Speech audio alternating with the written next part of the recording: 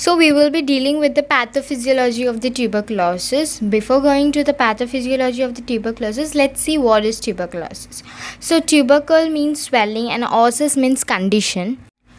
Tuberculosis is an airborne infectious disease caused by the Mycobacterium tuberculosis. It is airborne, so that means due to cough or through the droplets it spreads. In short, pathophysiology we will deal right now.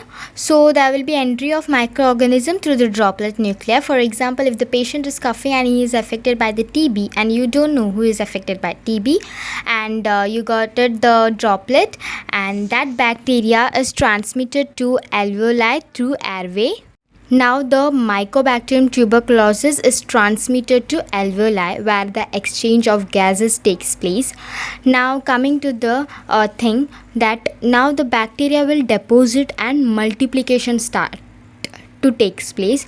So there will be deposition and multiplication, and after that there will be bacilli are also transported to other part of the body through bloodstream and lymph node. As you know, CO2 and O2 exchange takes place in the alveoli. By that it will enter into the bloodstream and lymph node, and that will result to inflammation.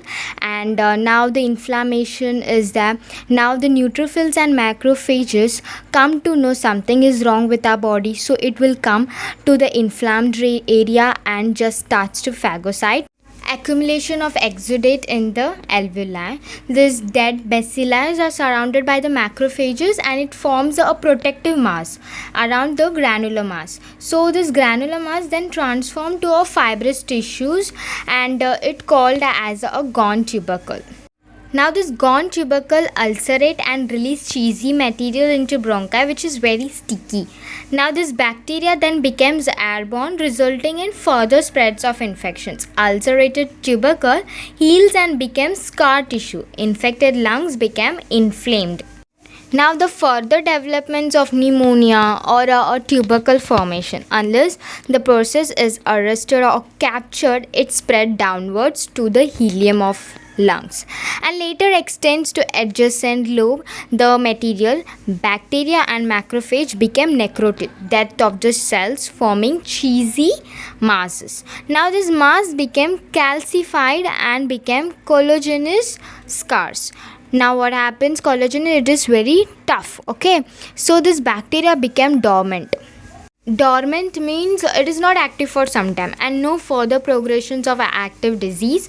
In inadequate immune response, that means the patient is not responding properly or the immune is not responding. That then in that case what happens, there will be inactivations of dormant bacteria, and this is the lung which is affected by the TB, and this is the X-ray of the TB patients. Thank you so much. Bye.